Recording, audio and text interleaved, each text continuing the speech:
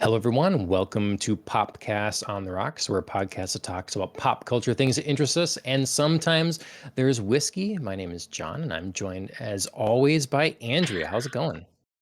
Good, good. I'm happy to be back. Happy to be back as always. I know, yeah. I mean, It's been a little bit now. last time it was, I forgot what I said exactly, but we made it extra a big return, and we had Yes, drunk 3PO on, so that was fun, yes. and A good and episode.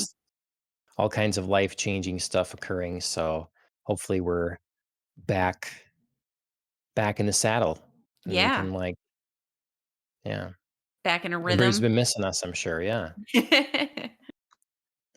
So, Well, I've been missing um, us, so I think that counts. yeah, absolutely. Okay, so today's show, we're gonna be catching up a little bit. We gotta catch up with Andrea, Mhm, see what's going on. If everybody's been following the channel, you still be a little familiar with what I'm doing through the anime show. So I hope you've been tuning into that. mhm. If you listen on podcast directories, I guess you don't have any choice because it gets put there too in the same feed. So um, and then we've got just a couple of news stories, Mhm. and then we're gonna talk about Shadow and Bone. Yeah. So for longtime viewers, you'll recall that I don't know what's it been, a year and a half ago or something like that. Mhm. It's been a while. Season one of Shadow and Bone was out on Netflix, and season two is now as well. And um, I feel really behind again because Netflix drops it all at once. Right. You know, when you mention it at first, I'm like, okay, so how far are we? Can we catch up? In episodes, and then it's like, oh no, it's just done. It's That's over not already. So that is not the way of Netflix. yeah, yep. So yeah, I hope everybody's been watching Shadow and Bone. If you have, make sure you stay tuned to the latter half of the episode. Mhm. Um, if I'm talking a little more subdued, it's just like the baby on the other side of the wall is the like I'm sure I'll I was definitely get like, over it. there's like a smooth, like, late night John happening right now. Like, Yeah. this is your Keep the call hush center tones. operator voice. Mhm. Yeah, I should work on that. Yeah. Side hustle for sure. Yeah, I mean, Crying babies in the background will you've do got it. you've got 2 new mouths to feed, so, you can have your side hustle. Mhm. Mhm. Mhm. I love watching, there's a YouTube channel called Dave's Archives, Okay. and people send him their old VHS tapes and all that stuff, and he scours the internet, and he just plays, commercials from yesteryear. So, 70s, 80s, 90s, early 2000s, Fun. whatever. And Okay. so you can look for your birth year or whatever you want and his thing, and he'll just, play, and you'll see their local recordings from some town in California or whatever. Sure. So there's local car dealership ads or whatever, but that's great fun. And then sometimes there's the late night commercials they'll go through, and it's the yeah, call me, and it's the big blown out, perms and Yes. stuff laying on the Oh bed, and god, I love it's a it. lot of fun. He did one live stream where he went and tried to call all the numbers to see if any of them still worked. So Did they? I don't think any of them did, no. Okay. God, I would've just died to, like, yeah, to It's see the somebody same actually pick up. women Yeah. it's the same Like, women from the mid-80s. I They mean, got a good it'd smoker's be voice now. well, the voice may not have changed, but the photo might. Yeah, So, mhm. that'd be fun. Yep. Alright, well, before all that stuff, might as well talk about some drink holidays, huh? Yeah, just really a couple, honestly. If we're going by the past week, I didn't wanna, again, like I did with our return or my return, in our conversation with Drunk 3PO, I didn't wanna, like, be like, "Oh, we should make up for the entire 3 weeks that I've been missing."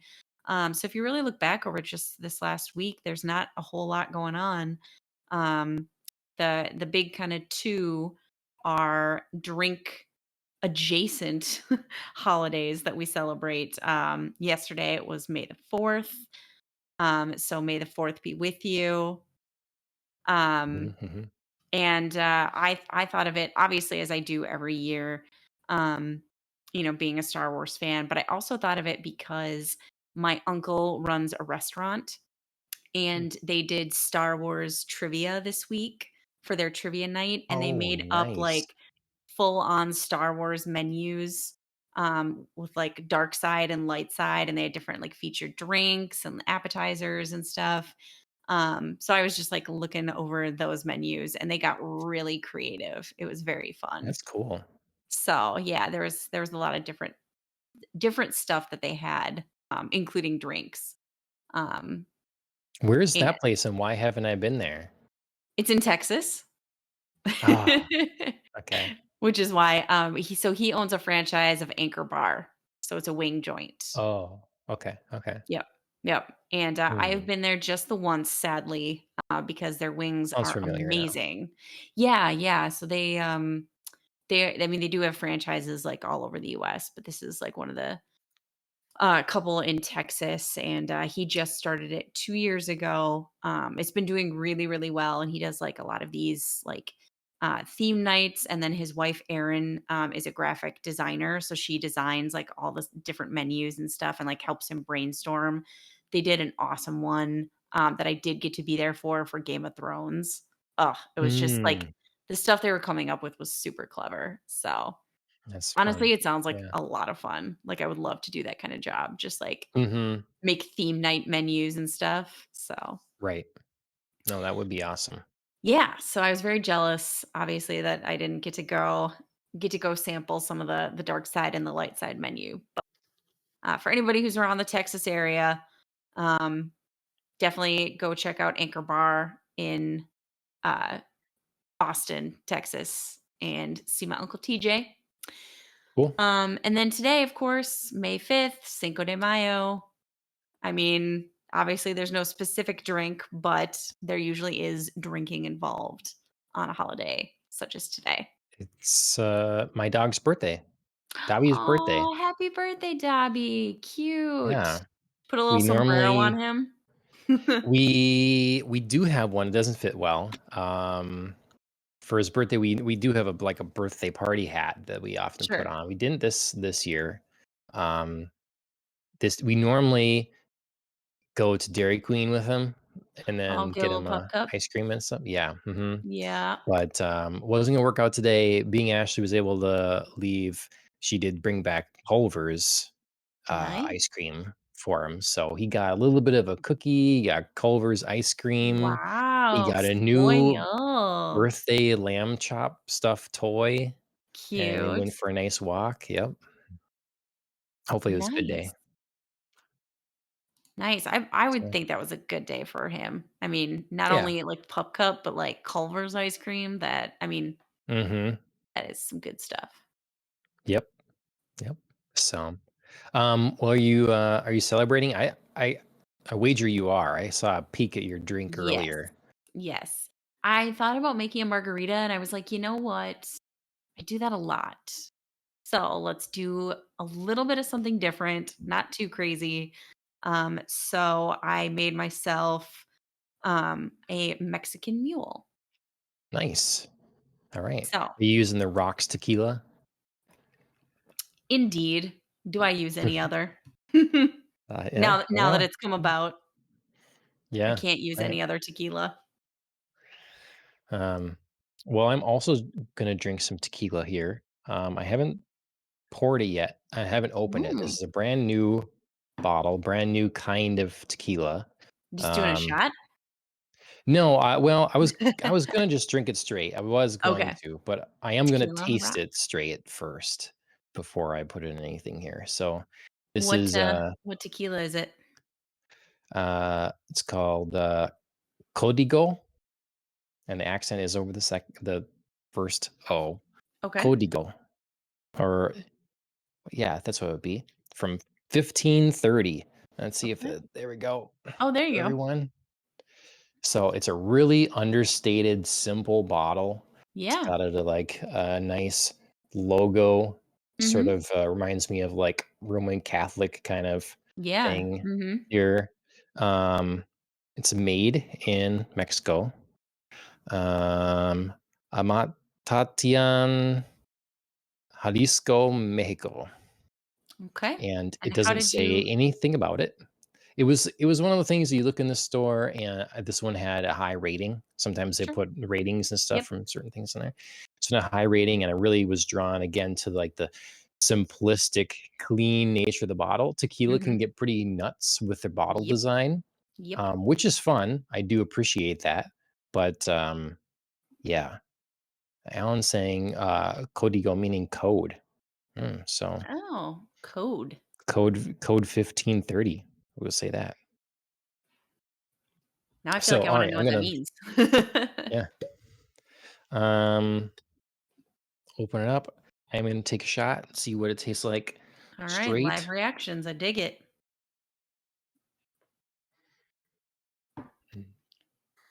I should have had some rocks tequila next to me to compare. Oh, for those not watching, this is a white tequila, A blanco. blanco, if you will. Oh, look at him be a man. No salt, no lime, just Yeah, taking it down. that's right. In the dictionary definition of man, it says straight Yep. tequila shooting. hmm Yep, that's right. That's definitely a requirement. Alan shared a little thing from their site here. Tequila Condigo 1530, award-winning tequila using French white oak Napa Cabernet wine Oh, barrels interesting. versus the more common practice of using American oak Yeah. whiskey barrels. So that's Huh. cool. That's It's pretty really cool. good. Um, it's smooth. I mean, if you can tell by my face, there's not like, it's not like drinking some sort of battery acid. It's uh, it's pretty subtle in smell. Like it's not super potent. Okay. Is there any like, taste or flavor to it that you can tell? It tastes like it does taste like smooth tequila. Okay. So I guess that's the agave, um, something in there. It's uh, it's good. I'd recommend it. I'm not a tequila connoisseur, so Mm. I can't, I guess, break down the notes for you. Unfortunately, like maybe a whiskey, but Interesting.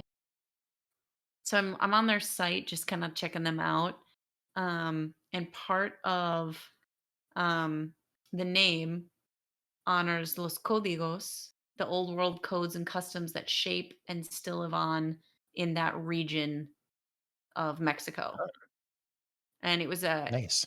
they were producing it privately previously without a name, um, and then they decided on that name, it looks like maybe just, like, 10, 15 years ago when they decided to go Okay, public. That's cool. cool. Yeah, I like that. So yeah, we got a new, nice, clean tequila. I did put it in a glass here. I got a new I like gift that from some glass. certain one. Yeah, it's a blackout whiskey glass, and it has a large, uh, like whiskey stone in it. Okay. And so I put agave and lime juice, little lemon juice, and club soda in here now with my tequila. So Nice, that sounds refreshing. yeah, I have no way to like stir it, so it's gonna be, but that's all right. That's alright. You just took Tasty. a All straight right. shot of it. Yeah. All right. So that aside, drinks name officially recognized here with on the rocks. Let's talk about some of the things we've been watching. What have you been entertaining yourself with over the Yeah, last several weeks while when you've had the chance? yeah, so I've been kind of doing a grab bag of different things, like catching up on old favorites, watching a few new things, um, and, yeah, catching up on old favorites. Um, I have started the final season of The Marvelous Mrs. Maisel, which I mean, was an absolute powerhouse for Amazon Prime, and then it really just, like, fell away because I feel like Mm, nobody was sort of talking about, like, this is the final season.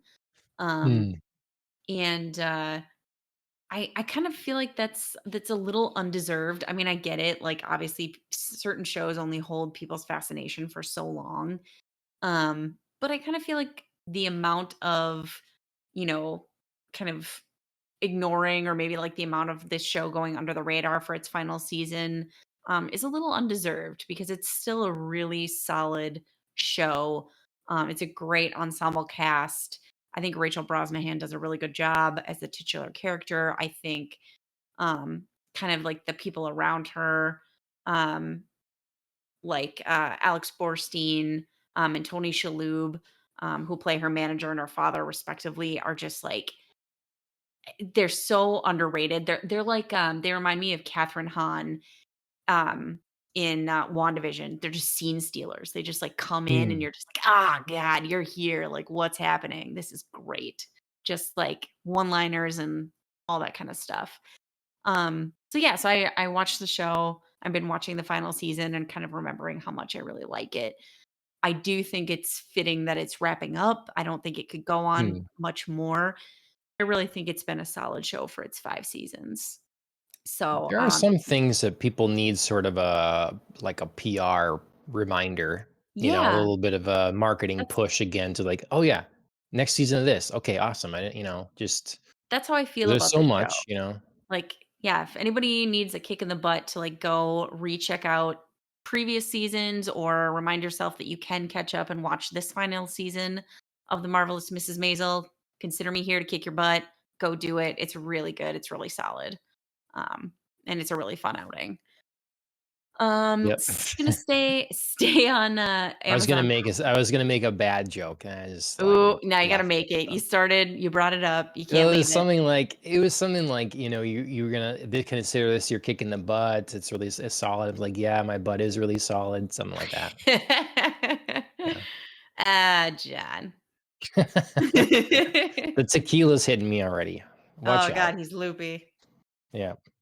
Um, Sticking on the, Amazon Prime platform, though, I'm watching a new show or newer, Daisy Jones and the Six, based on the novel. I'm almost done with the first season.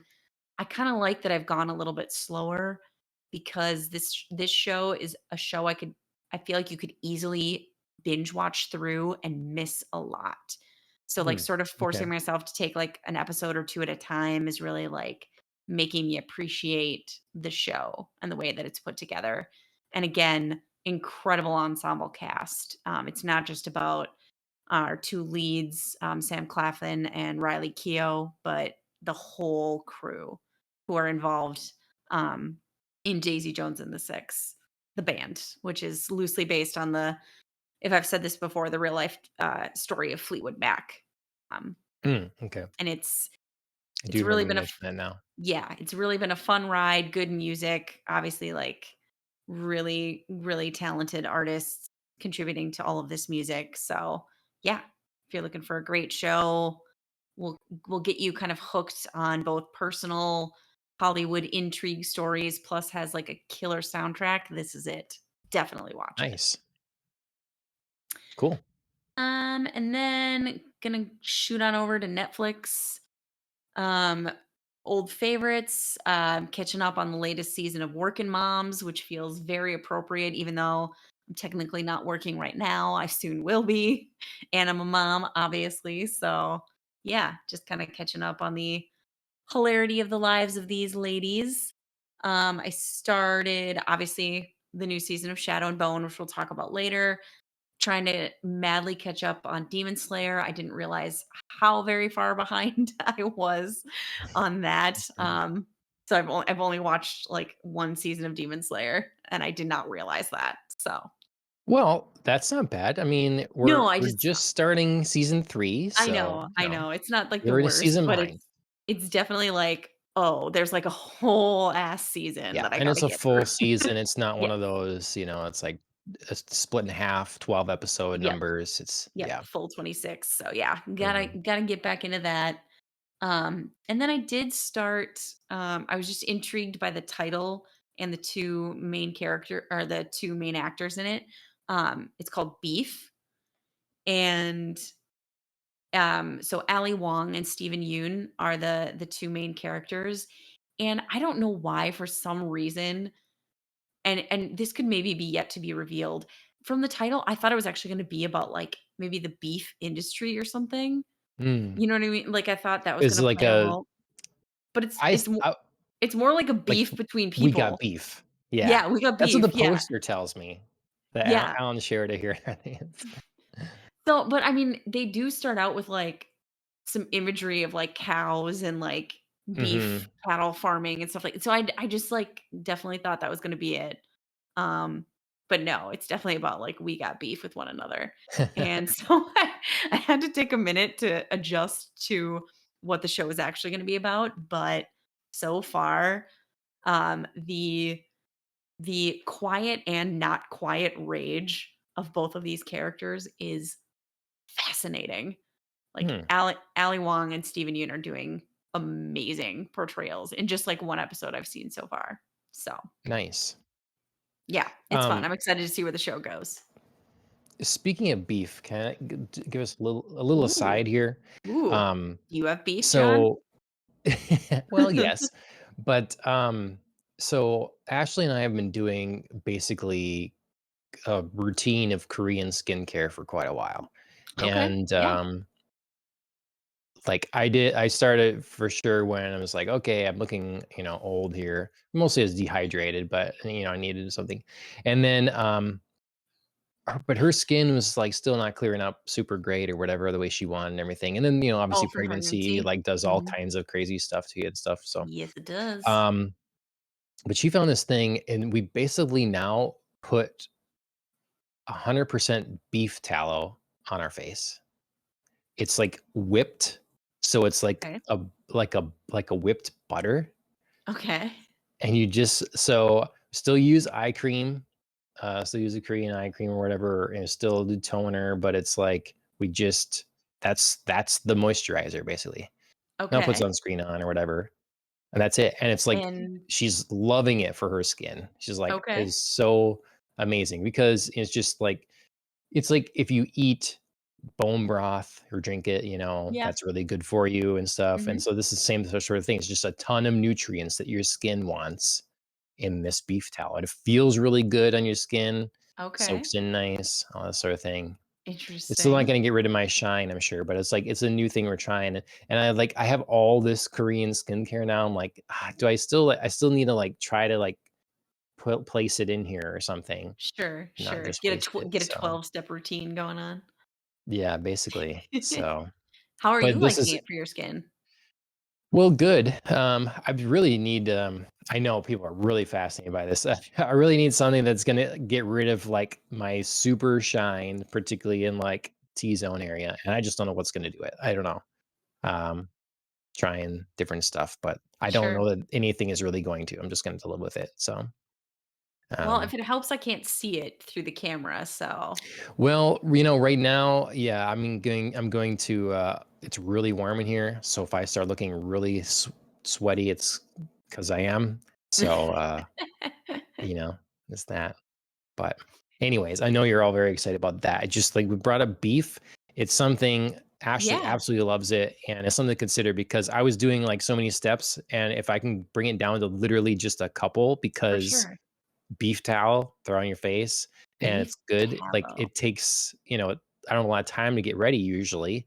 Kids need Sure. to be fed or whatever, Yeah, so yeah. yeah. Anything that speeds up the process. Yeah.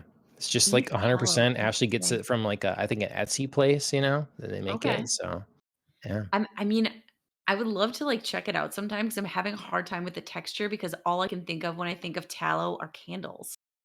Mm. Because that's what Yeah. they No, used if to you've use to make if you've candles, had so, like like whipped honey butter, sure. I like rest it, that's what it's like, Okay, basically. and does it, like, smell like anything? Dobby is interested, but I don't smell we don't really smell anything. We're like, if we start He's on, like, a working out different smell and frequency. yeah, yeah.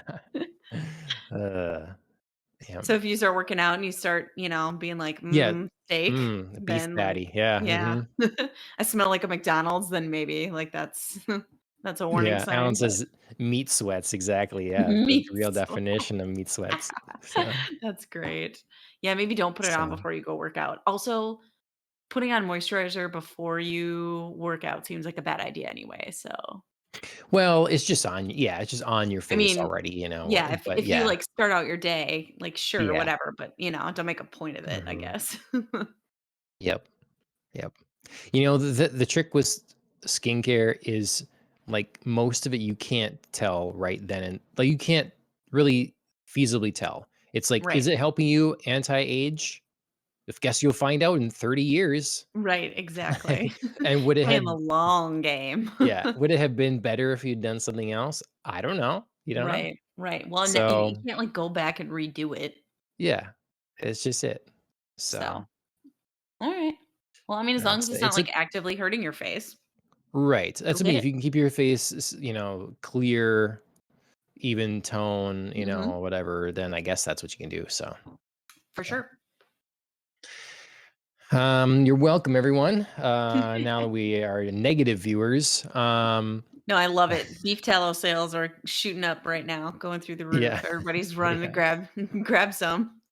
Yeah. Hey, well, I'll have to reach out to that Etsy store and be like, That's right, "Hey, product want to placement. sponsor?" Yeah. Yep. Then I'll really have to do like Alan says here, get like a soft box and like make myself look better. So, well, that's a bunch of fun stuff. That's good. I'm glad you brought up Shadow and Bone because I remember when all of a sudden it came out, I was like, oh my god, there's a list of so many things now to watch. But Yeah. I enjoyed season one, so managed to power through the first three episodes of that. Um, as far as threes, I also watched Mission Impossible 3. It if you recall a few months ago, I was starting to go through those again, Yeah, for sure. and I kind of stopped and not watched 3 because I recalled how intense it was, how Yep. mean Philip Seymour Hoffman is and Yep. effective as a bad guy. Yep. Um, so now I watch that, and it's just it's another one of those movies like Casino Royale, which I also rewatched, where I don't know what was my problem when I saw it in the theater the first time because it's it's got to be J.J. Abrams' best movie as far as Casino I am Royale? aware. No, Mission Impossible 3. Okay, I was like, is there something I didn't know? No, yeah, Martin Campbell for Yeah. Casino Royale, yeah, but so yeah, still as good as ever. Great Mhm. watch. Um, I have been watching a lot of anime. I've followed the Yeah. anime show for that. I actually watched a number of movies. But Mhm. I also been trying to read some comics, and I got one that had been like I ordered quite some time ago, and this is not going to be the kind of comic for you, Andrea, if I Okay. had to wager. But it's called Pirate Queen.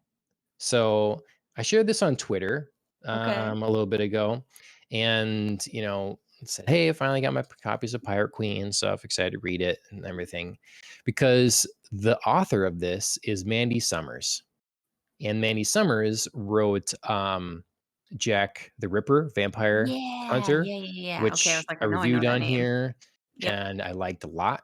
Mhm. And then she also wrote Super Dead, which I reviewed on here and also liked a lot. Pirate Queen, I don't like so much. Um, Ooh, bummer. yeah, I What about so it?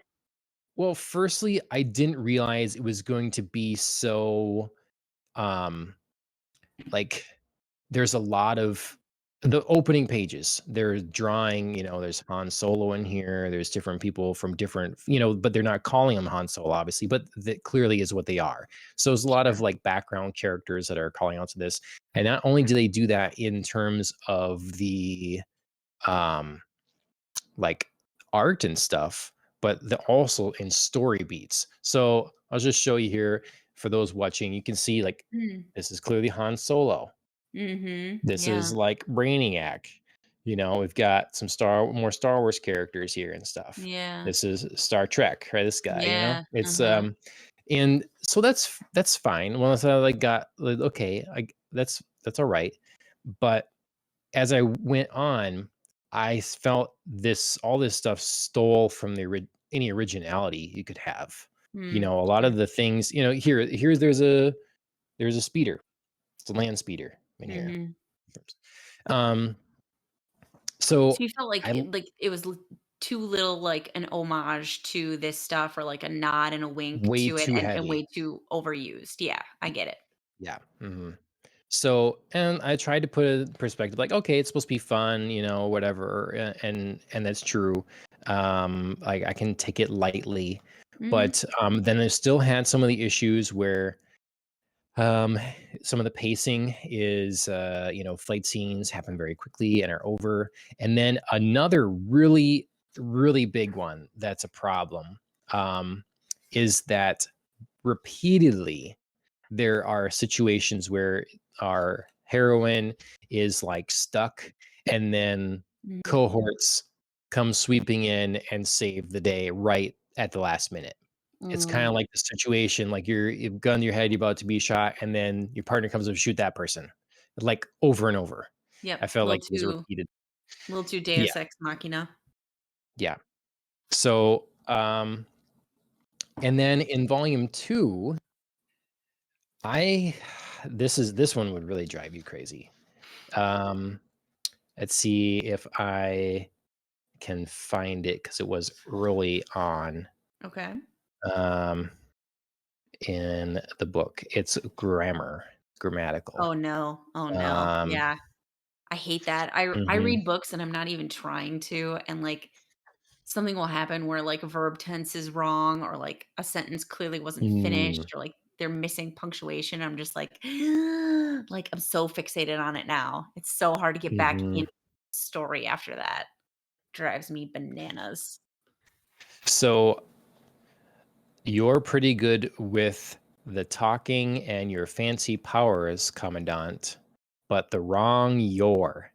Ooh, You're pretty good, but YOUR. ooh. I hate that. Oh, I hate Yeah. it. Oh, I hate it. Oh, I hate it. Oh, Yeah, God. Alan says "your." Yeah, it should have been "your" because it's pirates. Um, Ugh. God. I mean, I would take that. I would take that, totally. mhm, Oh, mhm. God. Oh, I hate that. Honestly, sidebar, there is, like, no faster way for me to leave a webtoon. Like, when Mm. I'm reading a new webtoon and they'll, like, do some grammar stuff, I'm like, "Mm, bye, peace." Like, I'm Well, sorry, and you that there's can't. probably some translation things maybe is the I sad thing with know, that, you know? I know, and I'm sorry, but, like, oh god, it drives Mhm. me bonkers. Yep. So, I tried to like this. There are some cool elements about it. I'll Sure. also say, look, I know I come from, a background with a lot of anime. I've seen a lot of big old titties drawn in my time. It but it is just it's John and the not titties connoisseur over here. it's Sorry. just not my favorite look. Sure. Like there's a level of some of the art I like quite a lot. Like Mhm. this drawing face here for those watching if it goes, Oh, this yeah. I like, Mhm. but then this is a little much, Yeah, you know? sure. It's again, it's all right. I just for me, it's never been. It takes me out of it as opposed. Yeah, y- When I can read a lot of manga, and like something can be sensual, or some of the art can be very seductive, or something like that. I don't feel like that at all in this ever because it's kind of too cartoony in a way sure, then. It's so there's quality art in here. It's more my argument with the style of sure. the art. Which So, is always, I mean, a focal point for you. Like, yep. it's make or break. Yeah. So I don't want to be like I don't want to beat up on something that's designed to be just a romp and fun. I'm not saying I was going into this to be like blown away Right, by some sort of storytelling. I'm kind of aware it was supposed to be, but right. like the it It could still be it was quality, though. yeah, it was too much. Yeah, again, too much homage where it didn't feel original anymore. Mhm. Story felt repetitive. Yeah. Art style not my choice. So yeah, I unfortunately have to tear this one apart and Bummer. not recommend. Yeah. Well, they can't all be winners. Nope. Nope. So that's Pirate Queen. That's what I've been up to. Um we should talk a little bit about a few news items. A couple of new things have come out. This Sure. new Star Wars game, Jedi Survivor, Guardians of the Mhm. Galaxy 3 just dropped today. Yes, it did. Um, People are loving Jedi Survivor, except it's full of bugs. So Yeah. people are not happy about that. And then Guardians of the Galaxy 3 is like reviewing very mildly, like Yes. very mid sounding. Yeah. It's Very, like like, 60s. it's fine. Yeah. Yeah. Just surprising. Like this was if there was a thing to re-spark the Marvel cinematic universe, Right? was wouldn't it be this one? Right? Like that was the chance.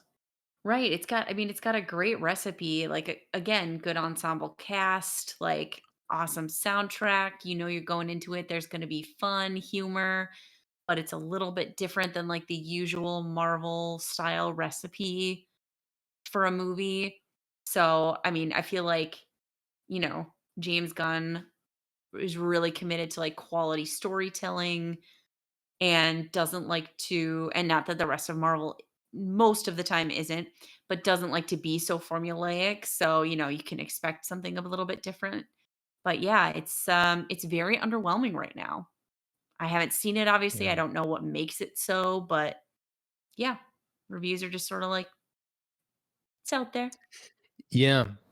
I've heard that, I mean, kind of the trick of or, I'd say the other Guardians of the Galaxy movies was the appropriate balance of comedy and goofy space romp with like emotional poignant moments to Right. like make it feel weighted like that's the right balance that a Mhm. lot of things struggle to find.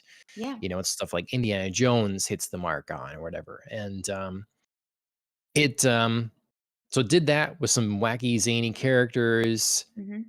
but sounds like this new one is more serious and more dour and less fun, and That's then too bad. it's like, I guess it has a story to wrap up, but it Yeah, seems like it's losing its identity some then, sure. So Yeah, and I think one of the things I appreciated about Guardians of the Galaxy, it makes me think of Batman in a way, in the way that like nobody there has like superpowers. Do you know what I mean? Like everybody in Guardians is I mean not like a regular Drax Joe, is supposed but to.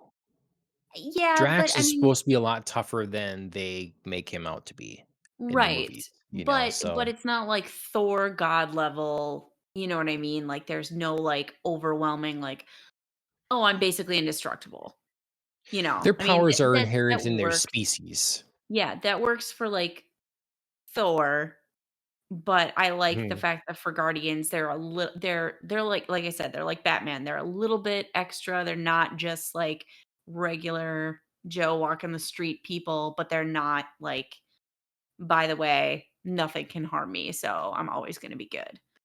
So, I think that was part of the fun of, um, Guardians is, like, you know, they're an ensemble that come together and work well as a team and nobody's just like randomly insanely all powerful. Mhm. Ragtag, coming together, make it Mhm. work, scrapping it together, Yep, you know? yep. Yeah, I mean, and it obviously distinguished itself from the rest of the Marvel universe because it put itself in space and, Right. wasn't afraid to be silly and stuff. And then immediately all the rest of Marvel had to try to go along that route where Mhm. it didn't always fit. Yep. Um, so anyways, that's out. Um, Yep, it's out. TBD on whether or not I will see it. There are other things I think I wanna see before I wanna see Guardians, which is sad. I really hope my next couple movies this year don't disappoint because I really Ooh. am looking forward to Dune Part 2. Yes, yep. which they just released a teaser for a bit ago, Mhm. and Mission Impossible: Yep. Dead Reckoning Part 1. Yep.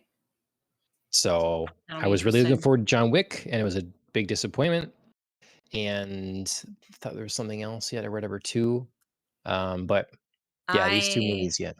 I am still bound and determined to watch Renfield. I am really excited about it. I haven't had a Okay, moment to, like, sit down and watch a movie, and I also think I really feel like Chris would enjoy it, so I feel like that could be a nice, like, date night for us, but sure. that's definitely gonna happen at some point. Yeah, when it's, yeah, still in theaters. Mhm. So you think maybe you'll try to make it to the theater for that one? I might try to make it to the theater. If not, I would definitely pay money to just, like, rent it from Amazon or something, like, have a date night at home and Yeah, watch it. It would be worth it to me because it looks fun. yeah, cool. Well, speaking of, productions in Hollywood, they might slow down for a bit maybe. Yes, yeah. Got a writer strike, another one writer strike. Yeah, yeah, I feel like this one, came just, like, out of nowhere. I didn't even know there Yeah. was any, like, build up or lead up, the one in 2007, I felt like I was a little bit forewarned about. And this one I was just like, "And writers are on strike. Look at the hilarious signs from the picket lines." Like, holy cow, just absolutely blindsided by this.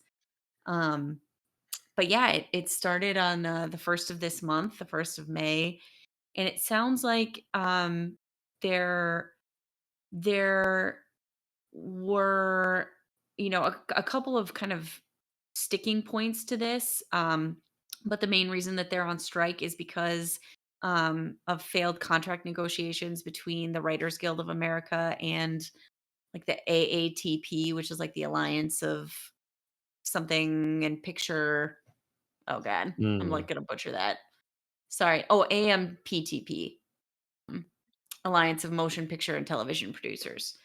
Um, So yeah, so they failed to come to an agreement on contracts, on larger general contracts between the writers union and the producers union.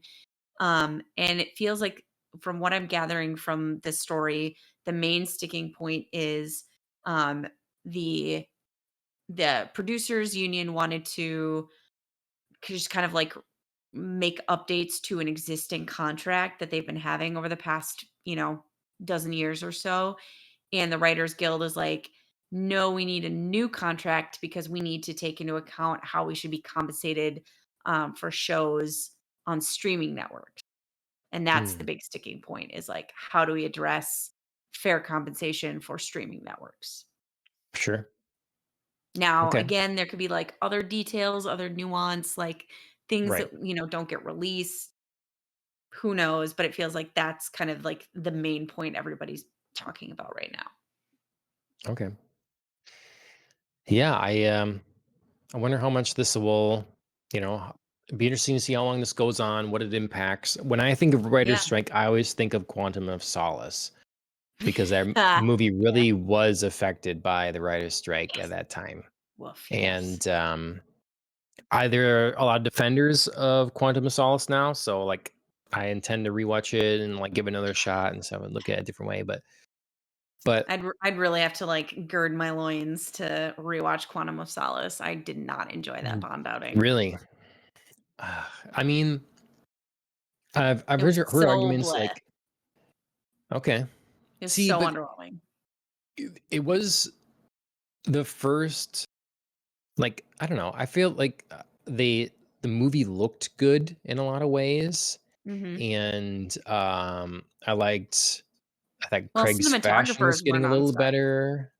Right. Yes. Yes. Yeah, I mean, the story felt generic. I mean, Yeah, I was okay with the villain and the premise and that sort of thing, but the way in which it unfolded felt generic. And it right. felt like it was, those are always been my gripes.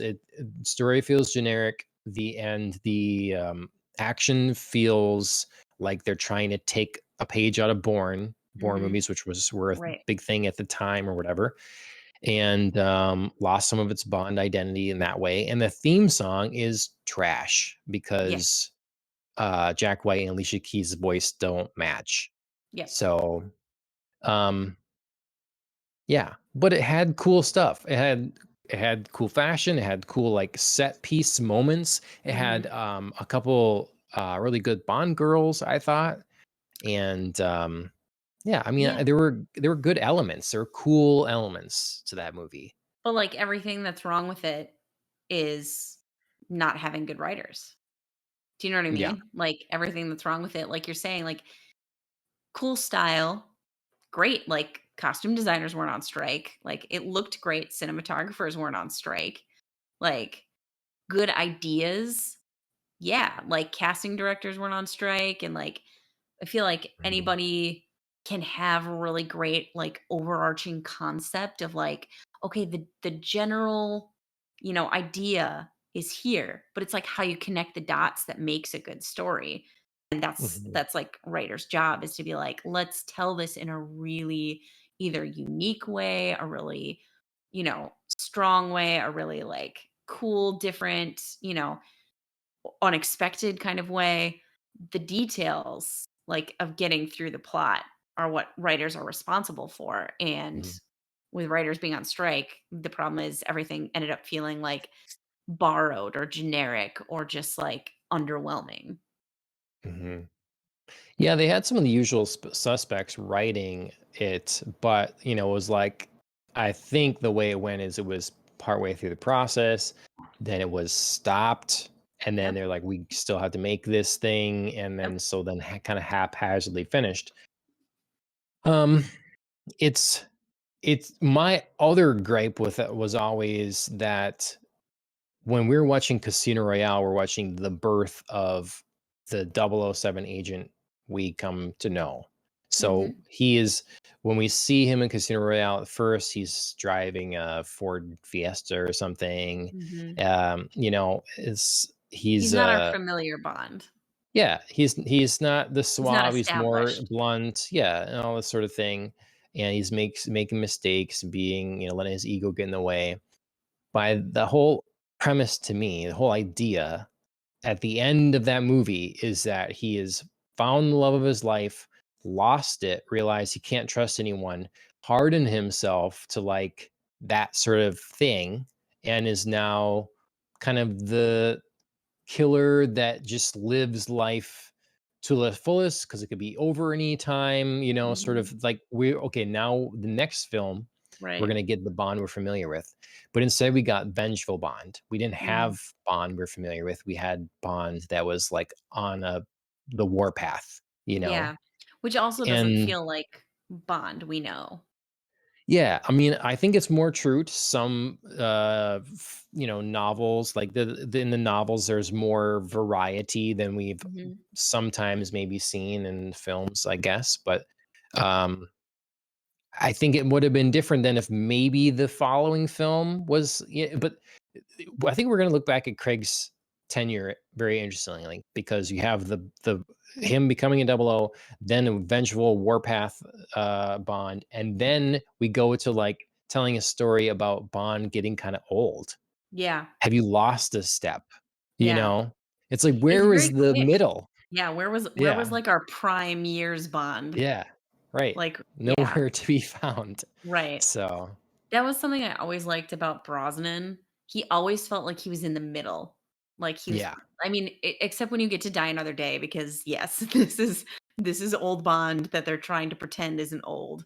Um, but, for the first couple of outings, he always felt like here I am in the mid prime years of my career where like shit happens and sometimes I find myself in terrible situations, but like there's always references to like other successful missions, other things that he's done, like, you know, like yeah, there's just sort of like a I got this, like, yep. and that's what we kind of missed in Craig's tenure is Hmm. we needed at least one film of like I'm just, like, enjoying this because 'cause I'm in, like, my cool, like, 007, I am the master super spy mode.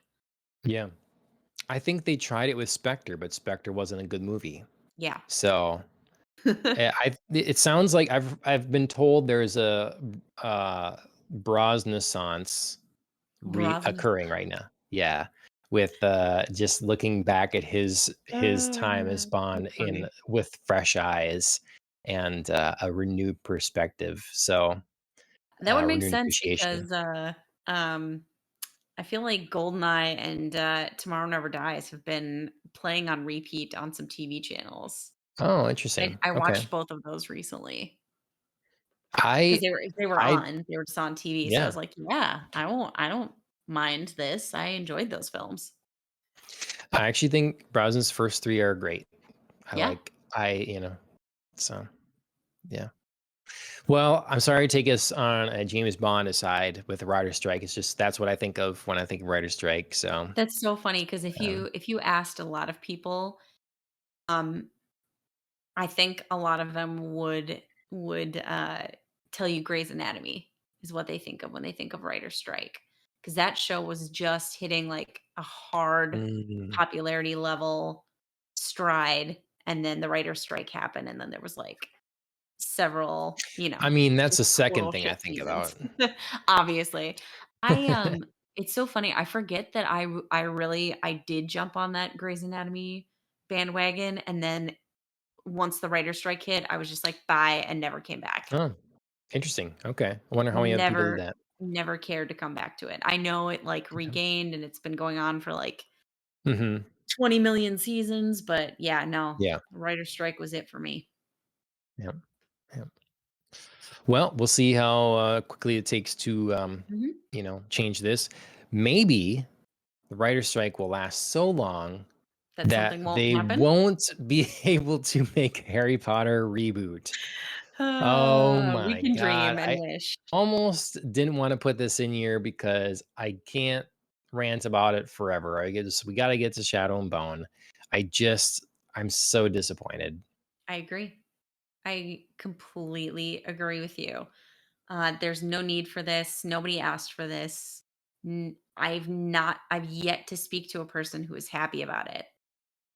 So, Yeah, I heard one true person say, HBO. "Look, there's stuff that there's a lot of things that were cut out in the books I to make the agree. movies." Yes. But I don't trust anyone to adapt a beloved franchise these days. Nobody. 0 people. And Yeah. so, no way. Like, I I feel like for me it's too soon. we're Like, alive, so it's too soon. yes. I We no, haven't lived out a natural full life, so, it's I too need at soon. least, like, a full adult human number of years between movies, like the last movie, not the first Mhm. movie, the last Sure. movie, Okay. and, like, you know what I mean? I need more time, like a full adult, 2 decades at least, something, you know?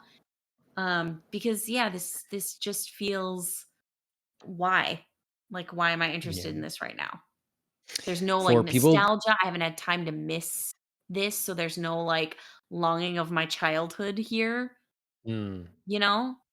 Yeah, it's still So, an active thing, right? yeah, So it feels hmm. I haven't been I away mean, from it for long enough. I think more people for people that are unfamiliar, um, Warner, Discover Warner, what are Mhm. been making a few announcements, Yep, trying to get people, "Hey, look at here's our roadmap, here's some things we're working on."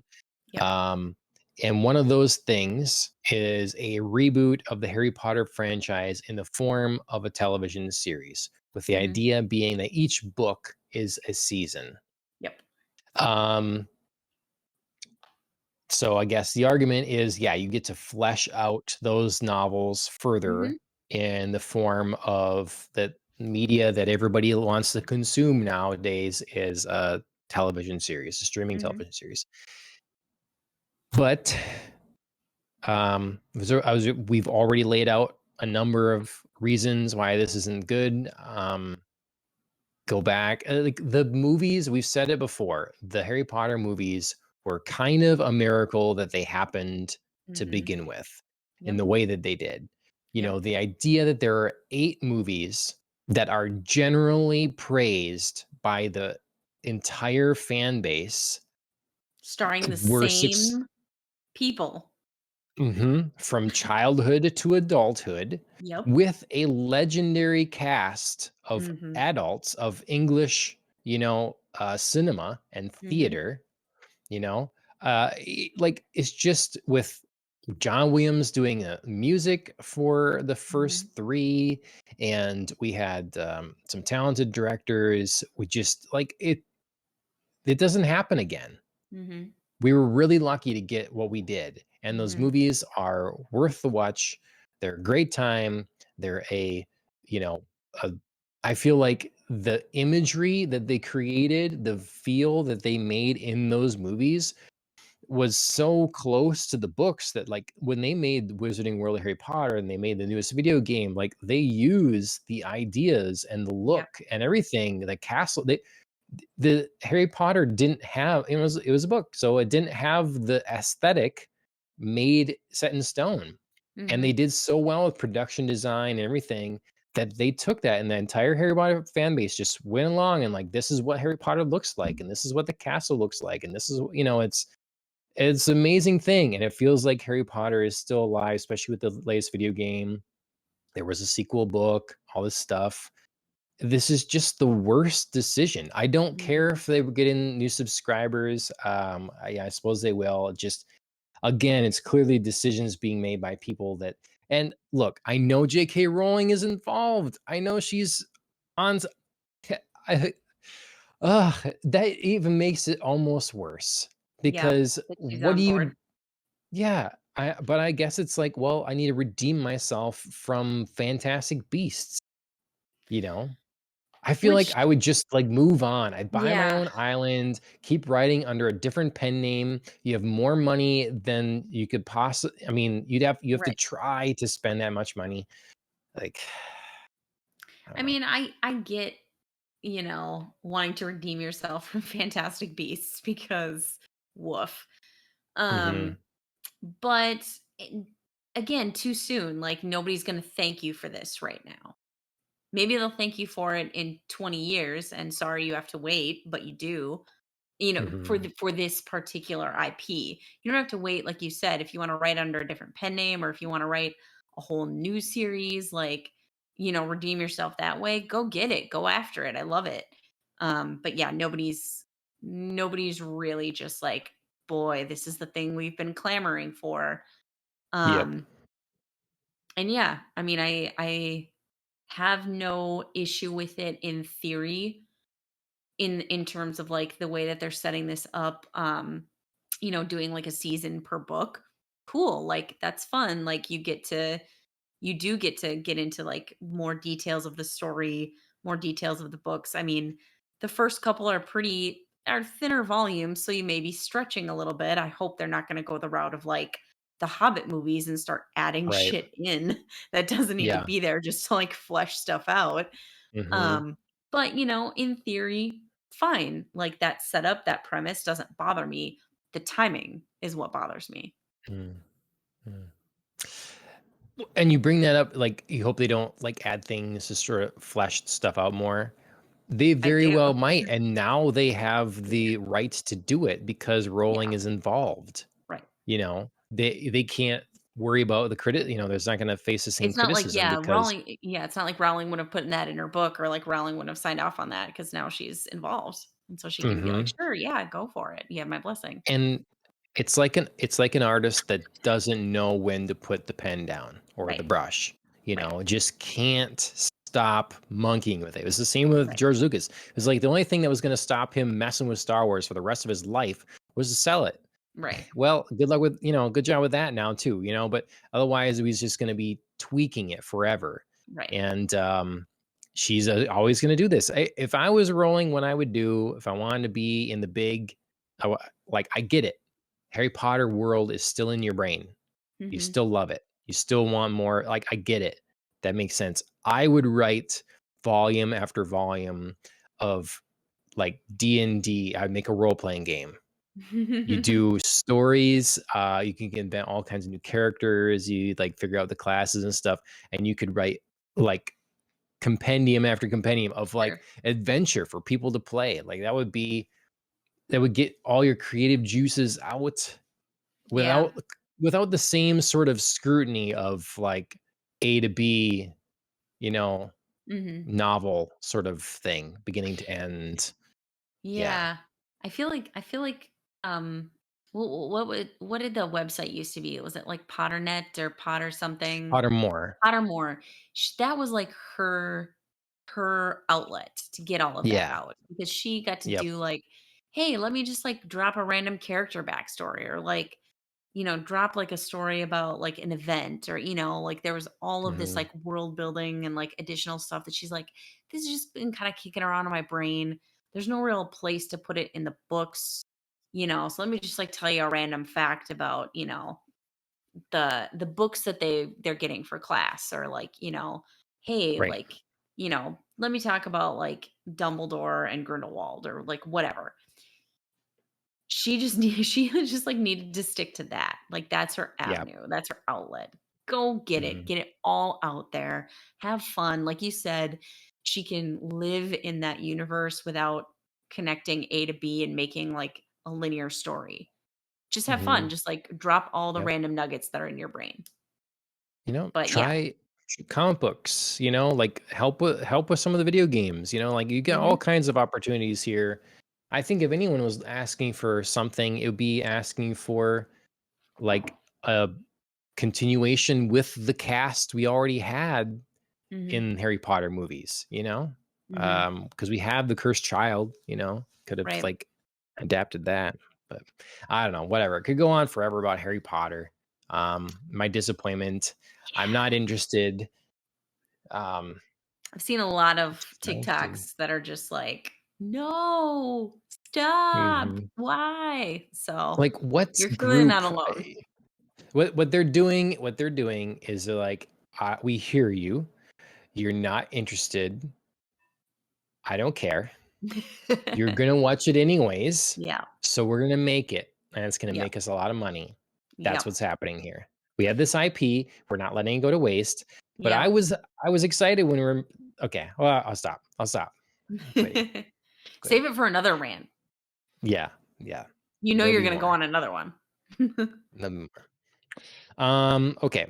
We should get into spoiler territory with Shadow and Yes. Bone. Season 2, episodes 1 through 3. Um this is a show like upfront.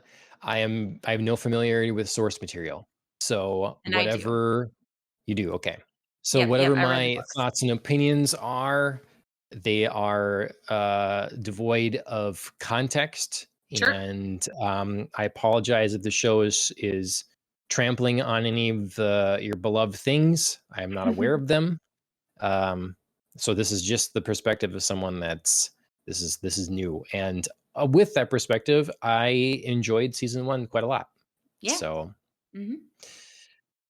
um, season 2, I think they had a pretty good recap at the beginning, and kind of got me caught up pretty quickly.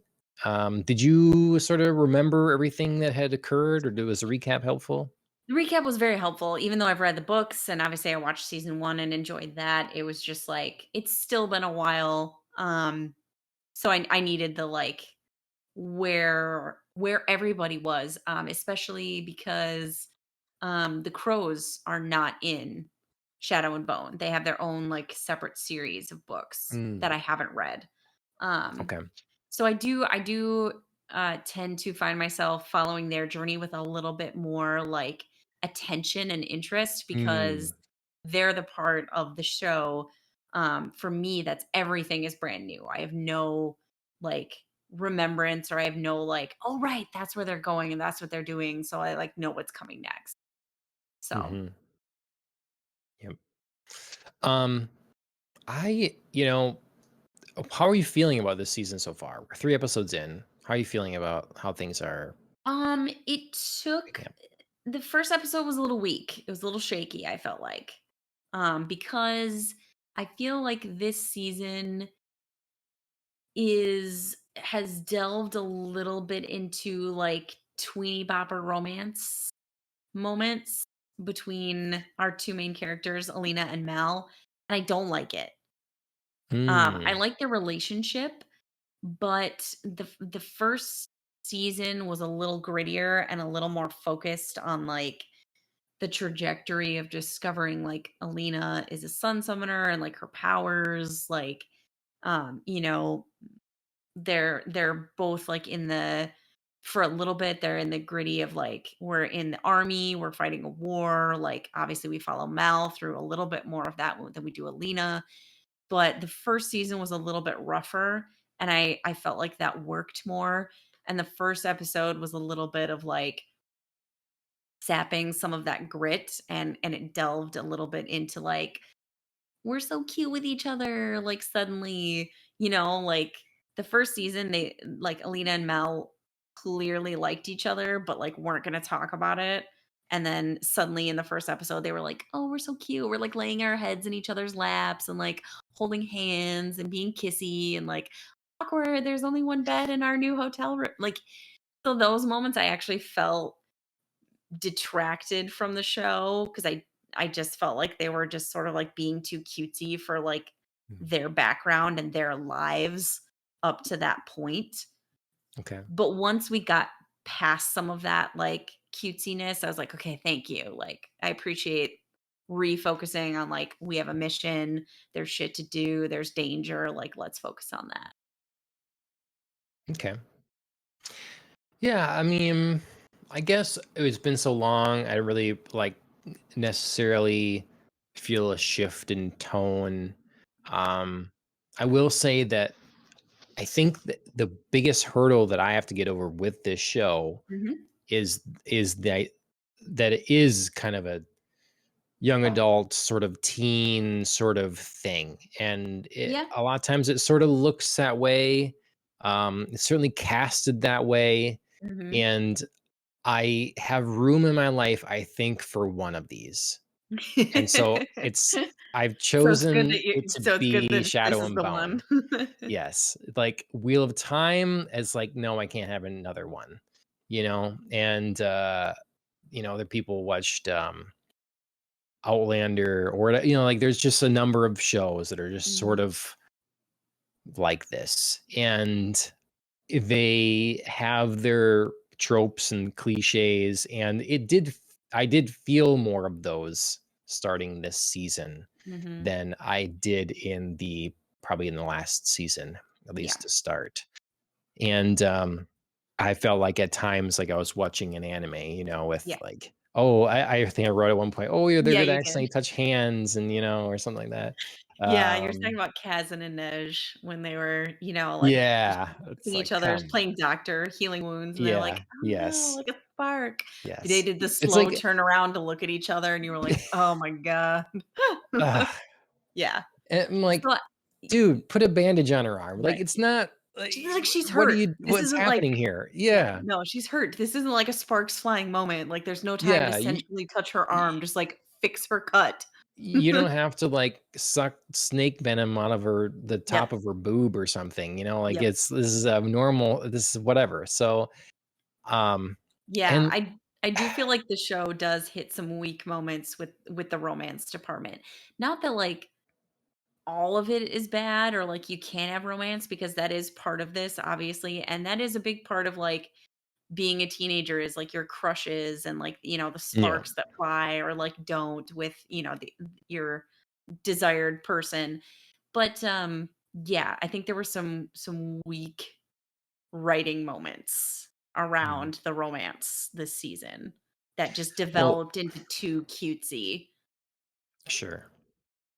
What I didn't see coming was the Mhm. sort of like, again, anime trope, fruits basket sort of thing of like, oh, I'm the lead girl and I have all these hot Oh, oh, guys yeah, yeah, after yeah, yeah. me, or like for some reason they have to be Yeah. intertwined and like involved. So you have the childhood friend that why this didn't bother me is because I felt like he was gonna be stuck and he was just gonna be a simp for his entire life. And it's like now Mhm. it's like, oh, they're a couple. Okay, so I feel like that grew, that Yeah. relationship happened. It's like it's making progress. But he's getting sloppy seconds to the person that really like wooed her over the bad boy who is like, we need each other because we're like yin and yang to this whole thing Mhm. or whatever. So Mhm. we've already got two. Now we've got Captain Jack.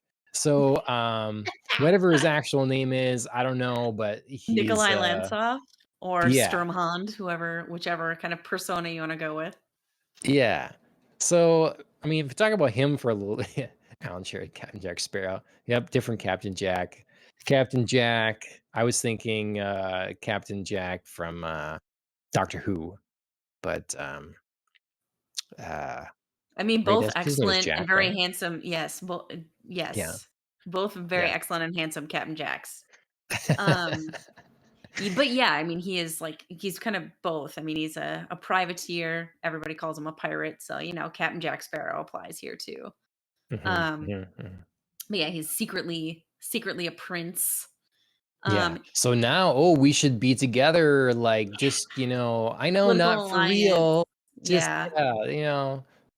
And it's just like, oh my god, yeah, I didn't see it coming. I didn't realize it was quite that yep, kind of show. It's okay. Again, I room for one of these shows in my life, yep. and so Yeah, I kind of feel like I'm over and I know this continues in the books, but I would love for the show to take a different tack. I'm over General Kerrigan slash the Darkling, real life actor Ben Barnes, who plays him. I'm over his like romantic obsession with Alina. I kind of want him mm, to just be focused on like I really hate you, so I equal parts want you for revenge and also to like enact my, powerful plan for the fold and the Volcra and like all the other stuff. I want to rule Ravka. I need you, but I have no romantic interest in you. I'm kind of ready to for him to move into that space mhm, because there were a couple of moments where he and Alina who are still connected through kind of like the amplifier magic that she's obtaining um they're kind of having moments with each other and he's got like this sort of like longing or he says like these random sort of like half lovesick teenager things that don't match with the rest of like his story. The rest of his story I really like because it's so mhm, dark and grounded and painful. It really mhm. brings a needed sense, I think, of edge and darkness to the show. And you can Sure. tell when they shoot his parts, it's definitely like all grainy. It's very gray tone. It's very like bleak, dull colors. Whereas like when you when you have scenes with Alina, they're very colorful and soft and vibrant. And there's like there's a whole different color palette and a warmth to it, which, kind of symbolizes their different powers, like the Darkling and the Right. Sun Summoner. I think that's very appropriate, but I think we need those both because if you had too much of Alina and like the sunny, warm, rich palette, it would start to feel too I don't know, like too dreamy to not real to like fantasy world kind of thing. You need something to like ground it. Mhm. So, Yeah. and I feel like the romantic part of the Darkling's story and his like feelings for Alina kind of ruined that a little bit. I just want to pause to say welcome, Renato. Hey, Jumping in the Renato. chat. Thank you. We're talking Shadow and Bone, season Hmm. 2, episodes 1 through 3. Yeah, Hey. I agree with that. I think, it keeps the show fresh or like we're able to see like different, it looks different depending who we're following. I always like the look when we're following the crows. I like the Yes. sort of steampunk, Victorian, Hmm. sort of all that sort of thing. I like that. That's a Yep. good look. And I think in general they've done well this season with continuing that feel. Hmm. Um, I Yeah, like I said, I love those segments because I haven't read those books, so mhm. they really pop up and, like, grab my interest hard because I don't know what's coming. The I have a I found myself, if you read my comments in my show notes, they sounded snarky probably. Because I did have a You had lot some of kudos in there too. yes, I did have a lot of complaints, but I'm still finding myself having a lot of fun watching it. So, Mhm. like, I'm gonna complain about a lot of things, but know that it's still a good ride, and I'm still Yeah. interested in these characters. It is one of those things, like, kind of like watching a soap opera where it's like, "Ah, there's a lot of jank, this isn't good," but for some reason, there's a, a thing, there's sort of like a trick that's Yep. getting me interested, I'm invested in these characters enough. Right. There was You're not some sure how it CG. happened. Yeah, it's like it's this appropriate level of, like, sap and, Yep. romance, and, like, this is cheesy, but it's engaging. Yep. Um, Yep. it's tickling the right funny bone, or, well, not funny bone, but whatever. Yes. Um, so, yeah, it's like, I, some of the shots with their kind of flying ship looked really Mm. bad. That took Yeah. me out of it for a moment. Yep. Um Yeah, Some of the it's too audio bad was, like, because thrown out weird too. yeah. Yep. Yeah, they did have some, like, production troubles. Um, yeah, I was just gonna say, with the flying ship, I agree, and it's too bad because there were some other elements of, like, the worlds that they've created that have been really great. They've done a Yeah. lot. I think they've spent a lot of good budget on creating, like, the different magic, Yep. especially for Alina. They've Just done really, really cityscapes. well. Yep, and they've done Mhm. really well in, like, creating worlds, like, even the islands that they were headed to hunt the sea whip. Some of that looked really great, but yeah, they hit a little bump there with the hummingbird. Mhm. Mhm. Uh, the Sea Whip I was disappointed in because, Agreed. you know, like, the Fast. stag was very magical and, like, Mhm, "Ooh, look at this ethereal creature," and all this stuff, and this is just like, all of a sudden, we're on an island, we're in a singular cave, mhm. it attacks us, we can't hardly see it, and we kill it, and that's We it. got it. Like, yeah, I felt like there could have been several. I mean, look, this show is flying very fast. Mhm. So I can't say it's a slow pace thing and complain about that. Right. But I could have imagined us, like, thinking like a Kong Skull Island sort of thing where this crew Mhm, gets to this island and has to search out and hunt for this mhm, creature and, like, find traces of it or whatever, and encounter crazy dangers along the way, and, like, it could mhm. have been a thing. Right, I was kinda like what I complained about in, uh, Wheel of Time, where there was this whole, like, journey that I felt like we could have experienced in one part, and it was really just like, here we see A, and now we see at the end. It's just like, where was the adventure? Where was the walking part? Like they always right, complain about in Lord of the Rings. Where was that part? I wanted to see that part some. right. So, Right, and, like, obviously, so much of the back half of season 1 was getting to the stag and tracking that right. down and, like, we're getting an amplifier and this is a big deal. And that was great because that was the kind of the first time we were introduced to amplifiers, what it takes to, like, hunt one down, get one, meld with one. Great. That was an appropriate level of time. We obviously don't need that with the Sea Whip. We've got it. We know what an amplifier is. We know what the deal is with why this one's special. It's hard to find. We didn't need a whole ton of episodes, but we needed more than like half of an episode. Not even, like maybe a third of an episode, if that.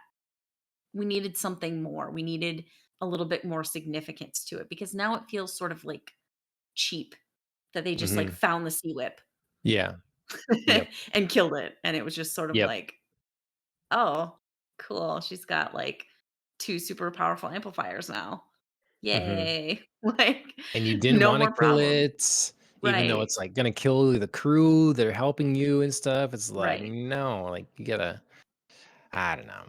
I don't know. Yeah. Yeah. I was disappointed with that too. I was kind of disappointed on a number of levels of like you said, it could have taken a little bit more. We could have had a bit of a journey. The Sea Whip itself could have looked cooler. It could have been Yeah. bigger. More Just mystical. yeah, something. It sort of reminded me of like like a spinier version of like the eel creature from raised by wolves. Like, it's just sort of like, Yeah. here here's this, Yeah. like, eel thing, it's up in a cave. And yeah, we could have kind of gotten a little bit more, exploration of, like, how Mal is able to track these things. You know Yeah. what I mean? Like, he's the only one who found the stag. He's the one who, like, randomly just figured out how where to find the sea whip. And I Yeah. think that's kind of a big part of the story that's missing right now. Like, everybody's so focused on Alina and her unique powers and skills. What is this tracking thing that Mal seems to have? Sure. Yeah, that's a good point. Um, I also like I'm having an issue with the Kaz storyline right now because um Oh, okay. I like some of the supporting characters and stuff like this. I mean, I get that we're looking at his damaged, tragic past, and he's dealing with someone Mm, that mhm. it's like killed his brother and some of that. But he, like, I'm kind of tired of him being okay putting everyone's life on the line so much and being so cold about it, and then everyone else kind of accepting it.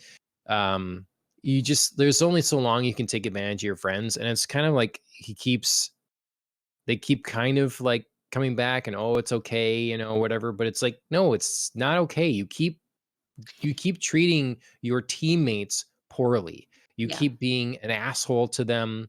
You keep not filling them in when they need to be filled in. You Mhm. don't you seem to not trusting them still. You clearly have feelings for the one, and then he is a kind of a mess of a person, and Yeah. I don't feel these people following him. Mhm.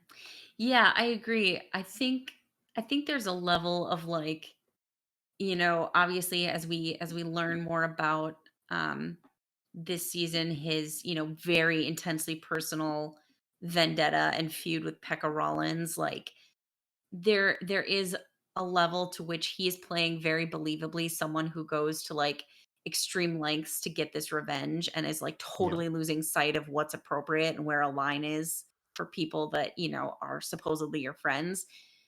But once, that's within your grasp, I think there are just, like you said, there's a point at which that's no longer acceptable. That's no longer like we can follow that storyline and buy into, like, these people sticking with him. Like, Hmm. there's loyalty and then there's just, like, tragedy, and there's, Yeah. just, like, a complete disregard for, like, the bounds of friendship. Yeah. So yeah, so I agree with you. Like, there's a lot of good stuff about that storyline. Um, and I did end up watching episode 4. So I'm gonna try not to, Oh, like, go any. Andrea. I know, I couldn't You should help have it. told I me. I could might have been able to squeeze it in. Oh, it's really good. We'll talk about it next time. Um, but yeah, no, there definitely is, like you said, there's a level of, like, we need to pull the reins back on this because it's starting Mhm, to get unbelievable. mhm. Yeah, and, I also like his love interest there. I Mhm. would have been more interested in that story with her sort of, like, weird guy that was wearing, animal faces that was after Oh, her. yeah, Mogan's, Um, yeah, I would have been the more interested if taxidermist, that yeah. was drawn out maybe over the course of the season, and, like, she was, like, really met her match with him or Mhm. something, Instead it's Yeah, like, they we did had that this kind of this fast. yeah, it's like we kinda have this stalemate, he kind of wins, but then it's like, "I'm gonna come back, I know where you're at, and I kill you." Yep. Like, it would have been That interesting if she was sorta hunted through the thing and like, Yeah. I can't overcome this person, and then you manage to, at some point, like, just eke out and, like, be victorious, but Yeah, that fight between those 2 feels like an episode 7 or 8 fight, not an episode, Mhm. like, 3 fight. Yeah. It's a Yeah. good one, like, her co like I said, Yeah. if we're coming back, like, and being like, "I know the places to cut you too." Mhm. That was great, but just could have been a later in the season moment. Mhm. Yeah, after she, like, spent time, like, finally figured out his weakness or something like that. Right. Um, Yeah, she and basically just, then like, asks Kaz, and then he's like, "Oh, here's this, like, great nugget of advice. Go get him." yeah, yeah. Yep. And then we're supposed to believe now that Kaz is just like he just pretends he's got a limp the whole time, and now this like scrawny little dude is super badass fighter here and can take down a bar full of people, and it's like, what? Yeah. I I don't know mean, about this. yeah, I don't know. I was sort of on the fence about it because he does say like people notice my limp and then don't look for the real one. And so I was sort of Yeah, like, right. The real ooh, weakness. yeah, like so it's clearly like he has something. And he's obviously been over exaggerating this whole like I need a cane thing. So I Hmm. sort of bought it, but I need them to come back around and like actually show me what his weakness is then. Do you know what I mean? Sure. Sure. Like I could Wasn't buy he that he's like fake, really like but sorry, go ahead. no, I was just gonna say I could buy that he's like over exaggerating this to like throw people off, but I need the the shoe to be on the other foot a little bit and like reveal what Hmm. actually is wrong. I thought in this first season he really like was gonna hold people back or something. He's trying to get away and like really limping, really having trouble. Mhm. Not, like excessively playing up your Yeah. then, So yeah, feigned disability. yeah, maybe I need just like a refresher on like what the extent of that is. Yeah. Because that yeah, you're saying that and I'm remembering that now. So it's obviously something. I just need like maybe a little reminder of what. 'Cause it'd be one thing to kinda, like, call out, "Oh, my knee's so sore," like, kinda Right. thing, but it's another to be, like, a hindrance to the group or something because Right. you're stumbling and tripping and stuff. It's like, that's doing your acting too far. It's too far. Right. That's too But long of a con to be like, yeah, "Oh, I have a limp."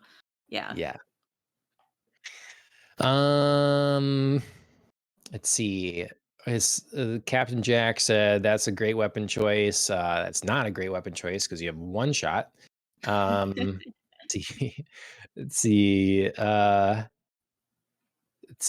what the heck was with they they were breaking into Rollins' place, Pepper Rollins' place or whatever, Mhm. and then the Heartrender comes and basically cripples them all. Yeah. Why does no one grab a gun and end everyone there?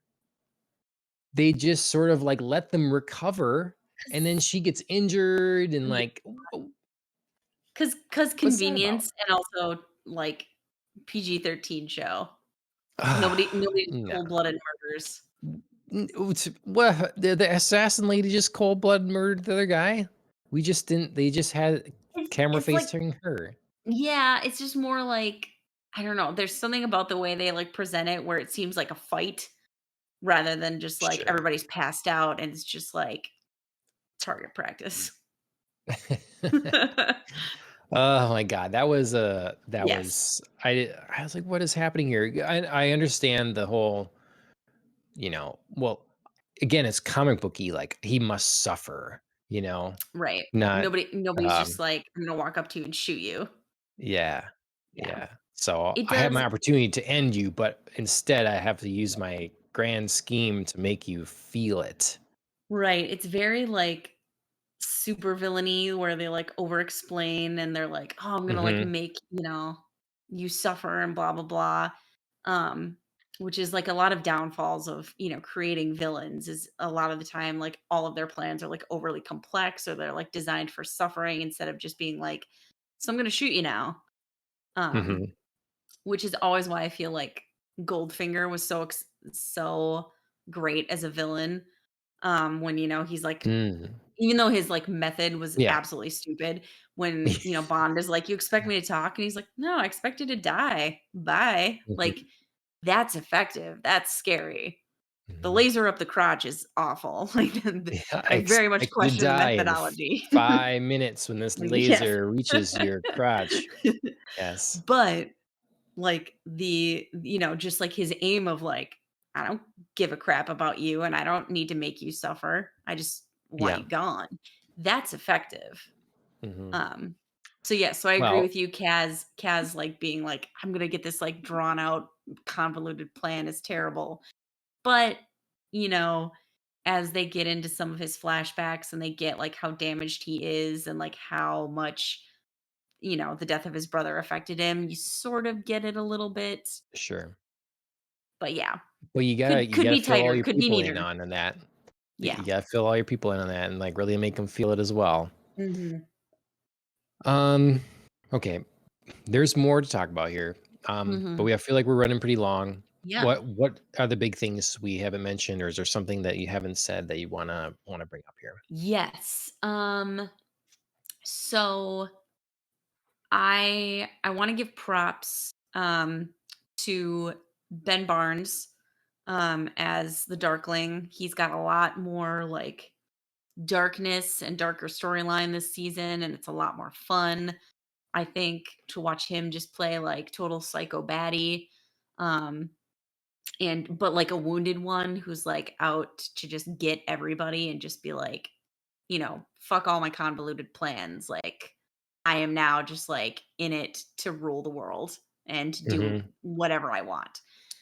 Um, Also, I cannot remember the actress, who plays his mother, Bagra, but she's also Yes. Madam Hooch in Harry Potter. She Yes. is fire. She is Yes. amazing. Just being, like, his disapproving mom who cuts him down. She is so much fun. She is another one of those, like, scene stealer people, and I'm absolutely living for her and all of her just, like, vicious put downs. Um, Yes. so I hope we continue to see a lot of her throughout the season and that, like, relationship dynamic because I think that's a lot of fun. Um, and yeah, I I think, wrote somewhere that she was, really kinda scene stealing.